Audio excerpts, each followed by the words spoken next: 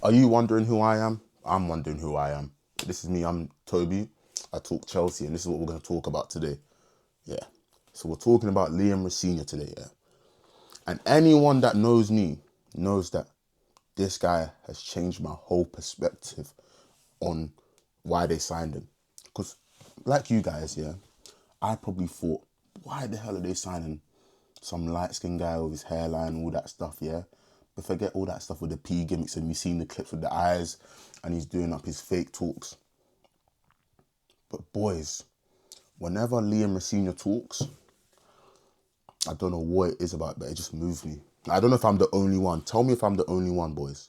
But when Liam Rosenior talks, it's like so calm, cool, collected. You get that Mourinho too cool vibe. Let me know if I'm exaggerating, boys, because you can hold me at gunpoint. Because if Liam Rosenior loses against Arsenal or or Charlton and stuff, and we lose badly, and it goes to crap, quite frank, then you guys can come for me.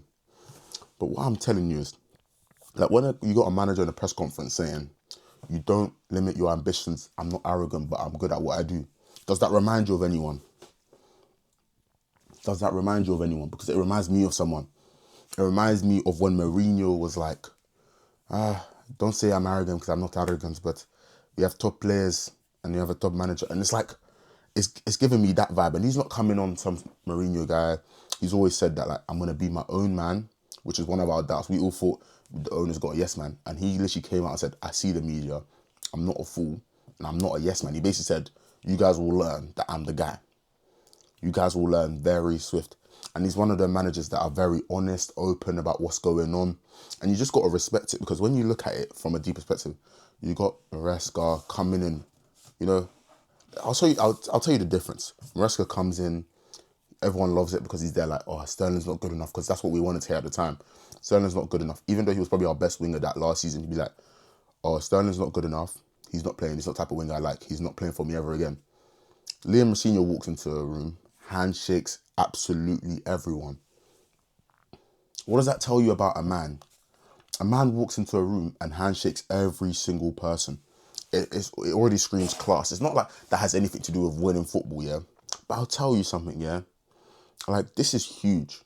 Like, this is absolutely huge. Like, not only am I happy about this, but we've got a top quality guy who knows this and knows the big situation that he's in. Every manager knows that. So it's not like some special thing that, oh, he's different, he doesn't know. Every manager, but he seems to understand the scrutiny, and he says he lives for the pressure. And I honestly believe him.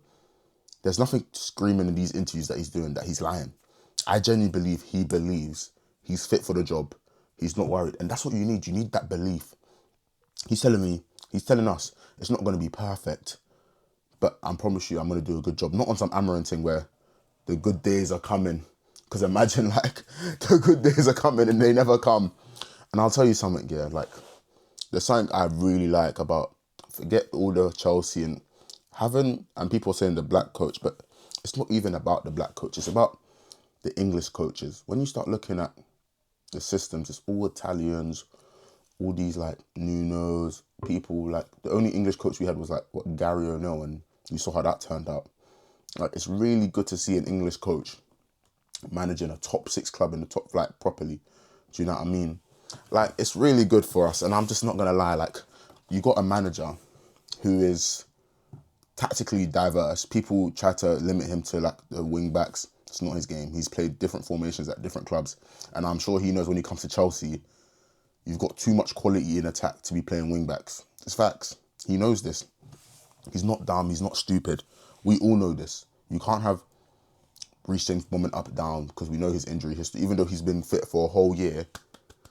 But I'm saying that, like, when you come into the team, you look at Palmer, Esteval, Neto, you look at all the winger options we have. You have to play for that tactic, even though they were bought from Maresca. You have to look at that tactic and know that these guys have to play. Because if you play wing backs, when's Jamie Gittins going to get some development? Because I know everyone doesn't like him, but these are all young players that still need the opportunity to develop. Otherwise, it's a waste of 50 million, and the ownership will know that, and he will know that. So he knows he has to get the best out of the players. And I don't know if you guys have already seen the interview, but there was an interview of Liam Rosenior, and he was making bold claims. He was there like, I'm going to be open and honest. I'm not going to fake being angry if we lose, we concede. There's going to be times where we do concede. It's about how we fight. His characteristics are built on everything we lacked under Maresca. Maresca tactically astute. Maresca was tactically amazing. But something about Rosenior, yeah, is telling us that it's not about, it's about being tactically astute, one. But then having that mental grit and fight is another thing.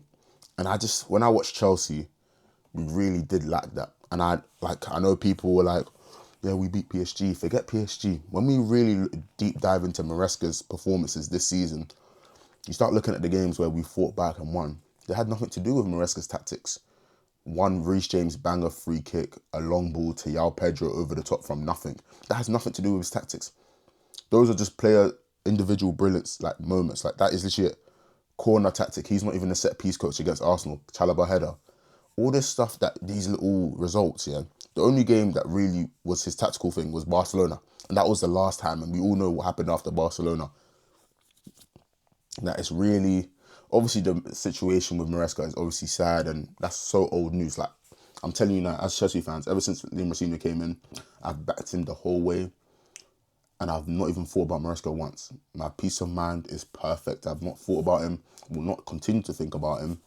But I'm telling you now, if you guys don't believe in Liam Rosenior, I'm telling you, you guys will really look. Because what's his record? Everywhere he's been successful. There's not a place he's gone to and not made the club better. Even as a player, he went to Brighton. Then he went as a coach to Brighton. You got Derby, you got Strasbourg, and now you got Chelsea. And I understand people, yeah. The main concern is, he got there so quickly, he needed to go to a stepping stone club before Chelsea. But I'll tell you something. It's the same thing with players. If you're good enough, you play. So why can't that same thing happen for managers? Because we've got this narrative that a manager has to go the long way. But sometimes they don't have to. They really don't have to. The Italians, they don't have to. They go into the top flight straight away. So why can't we try and do that for the English media? So instead of tearing a guy down, we should try and bring him up, make Chelsea better and great. As CB Millie says, make Chelsea great again. And sometimes you got to take risks to make Chelsea great again. And this could be the stepping stone. He could be a stepping stone manager. He could be the truth. He could be the one that we hold on to for years to come, because he has a 5.5-year contract. So that just lets you know, like, he's here to stay. And I'm telling you, I'm not mad at it, boys. As long as he knows it and we know it, as long as the results are intact and we play well and he's part of that, I have no problem being part of Liam Rosenior. So I'm going to get this quote up and I'm going to show you guys. There's this quote. It is, "I want a brave, fearless, front-footed team who aren't afraid to make mistakes." Because in football, you're allowed to make mistakes.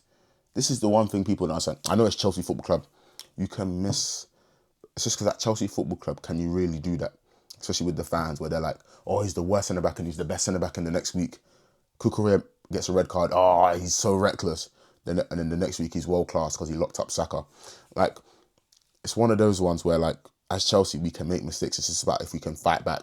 Because there's been games where we've gone down and there's no fight. The only time I've ever seen that this season was against Newcastle. That's the only time I ever saw a fight. And those were out of moments of brilliance. That was just like not even great. Like but that was the only game I saw a fight. But Liam Rosenior, he's trying to instill that old Chelsea identity of when you came to Stamford Bridge and you met Joe Cole, you met Lampards, you met SENs, yeah, you met the Rudigers, all those kind of guys that would make your game difficult. And if we have that mentality back at Chelsea, it's going to be absolute cinema. I'll tell you that for free, because watching Chelsea right now, and even the fans never really got behind Maresca. We got the results, but we never really got behind them. At the stadium, we were like, why are you passing? We didn't like the football. But Liam Rosenior said he wants the football to be wave after wave, boys. I don't think we're understanding that. Wave after wave, with players like Esteval, Cole Palmer, counter-attacking Neto. Because Neto may be bad, but on the counter-attack on the right-hand side, he's quality.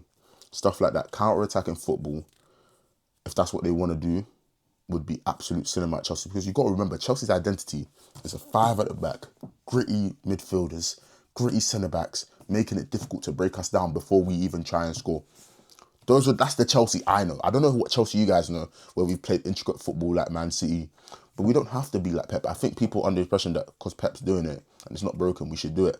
But I'm telling you for free, like, bro, we are a top club and our identity is that. And if we can bring that identity back and become better with it, I'm telling you, boys, watching Chelsea will be the greatest thing under Liam Rosenior.